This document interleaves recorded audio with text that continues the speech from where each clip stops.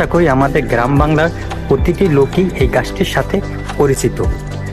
এই গাছটির উপকারিতা সম্পর্কে আমরা অনেকেই কম বেশি জানি। গাছটির নাম হলো থানকুনি। অনেকেই আমরা এই গাছটি পেটের সমস্যা ব্যবহার করে থাকি।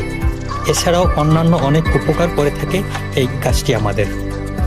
তবে প্রতিটি গাছই আমাদের কোনো না কোনো রোগের ক্ষেত্রে কাজ করে থাকে।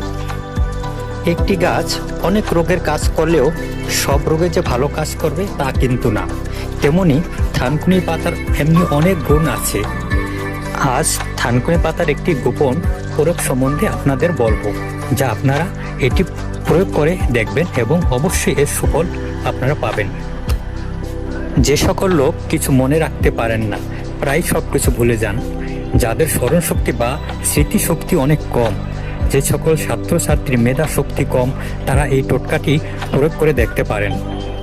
কিছুদিন এটি প্রয়োগ করলে এর চমৎকারী গুণ আপনি নিজেই উপলব্ধি করতে পারবেন। আসুন জেনে নেই এটি খাবারের নিয়ম।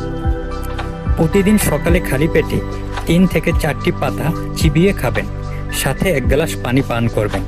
এটি একটানা 1 থেকে 1.5 মাস খাবেন। মাঝে মাঝে গ্যাপ দিয়ে খাবেন না, তাহলে এটার উপকারিতা বুঝতে পারবেন না।